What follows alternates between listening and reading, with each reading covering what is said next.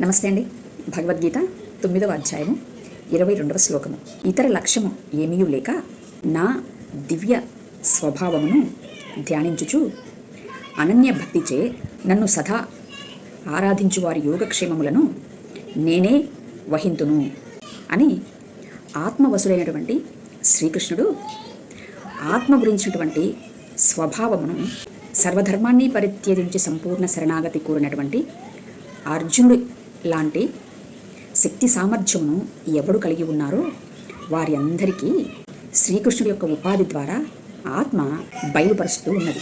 అంటే భౌతిక వాంఛల చేత ఇతర దేవతలకు శరణు పొందినటువంటి వారి గురించి కాదు, కానీ సంపూర్ణ శరణాగతి ద్వారా గుణత్రయ ప్రాణమును వదిలి ఖాళీ అయ్యున్నటువంటి మనస్సుకు సహస్రారమున పరమపురుషుడు ఆశ్రయం అవ్వడమే కాకుండా వారి యొక్క యోగక్షేమాలన్నీ కూడా తానే చూసుకుంటాను అని చెప్పే మర్మం అందులో దాగి ఉన్నది.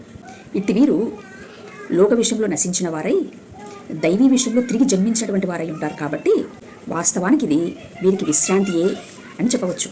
కనుక దేవుడే వీరికి పరిచారం చేసేవాడై ఉంటాడు. దీనినే బైబిల్ యెషయా గ్రంథం 26వ అధ్యాయము 3వ వచనంలో ఎవడి మనస్సు నీ మీద ఆనుకునో వాడిని నీవు పూర్ణ శాంతి గలవాడిగా కాపాడుదువు, కారణం అతడు నీ యందు విశ్వాసం ఉంచి ఉన్నాడు.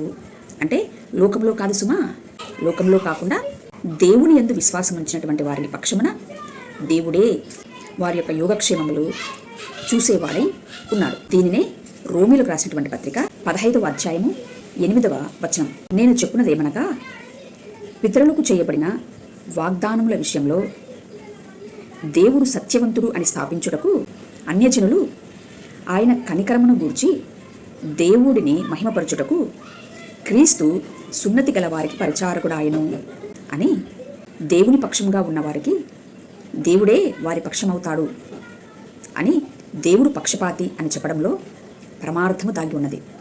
ఎవడైతే భౌతిక వాంఛల చేత పట్టుబడి లోకమును ఆశ్రయించిన వాడై ఉంటాడో వాడు లోకమునకు చాకరీ చేయాల్సి ఉంటుంది సుమా.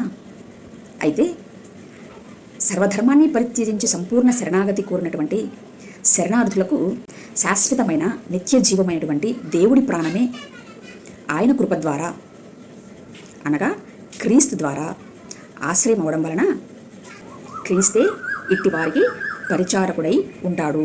కనుక వీరు విశ్రాంతిలో ఉంటారు అనేది మాట్లాడుకోవచ్చు.